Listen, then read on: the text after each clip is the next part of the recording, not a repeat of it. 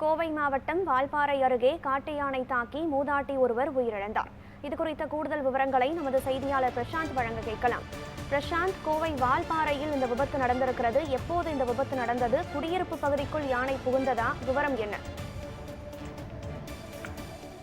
கனகதரா, கோவை மாவட்டம் வால்பாறை அருகே இருக்கக்கூடிய சோலையாறு அணை இடதுகரை பகுதியில் கிட்டத்தட்ட காட்டு யானை நடமாட்டம் பல நாட்களாக நீடித்து வருகிறது.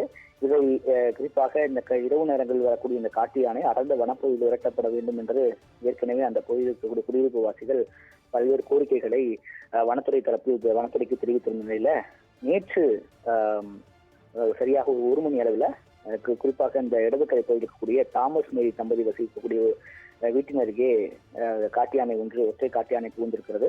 குறிப்பாக அவருடைய வீடை சேதப்படுத்திய நிலையில தப்பித்து செல்வதற்காக அந்த வீட்டில் வசிக்கக்கூடிய மேரி என்கிற 77 வயது மூதாட்டி என்பவர் வீட்டின் பின்புறமாக சென்று இன்னொரு பக்கத்து வீட்டுக்காரருக்கு தப்பிக்க முயன்ற பொழுது காட்டு யானை அவரை தாக்கி இருக்கிறது. இதில் சம்பவ இடத்திலே உடல் நசுக்கு பலியாகிய தெய்வானை என்ற மூதாட்டி அந்த இடத்திலே உயிரிழந்தார். உடனடியாக அக்கம் பக்கத்தின் தகவல் இருந்து யானையை விரட்டிய நிலையில வனத்துறைக்கு தகவல் அளித்தார்கள். வனத்துறைக்கு தகவல் அளித்த அடிப்படையில நேரடியாக சம்பவ இடத்திற்கு வந்த வனத்துறை அதிகாரிகள் உடலை கைப்பற்றி பிரேத பரிசோதனைக்கு அனுப்பி வைத்திருக்கிறார்கள். இந்த சம்பவம் வால்பாறை பகுதியில் மிகுந்த ஒரு சோகத்தை ஏற்படுத்தியிருக்கிறது. ஏற்கனவே பல்வேறு காலகட்டங்களில் வால்பாறை பகுதியில் இது போன்ற யானை மனித மோதல்கள் அதிகமாகி பல்வேறு உயிரிழப்பு சம்பவங்கள் அதிகமாக இருக்கக்கூடிய நிலவு என்பது இருக்கிறது.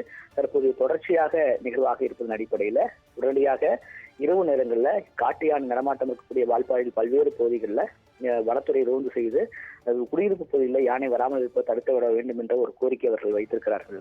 கனகதரா, விவரங்களை வழங்கியமைக்கு நன்றி பிரசாந்த்.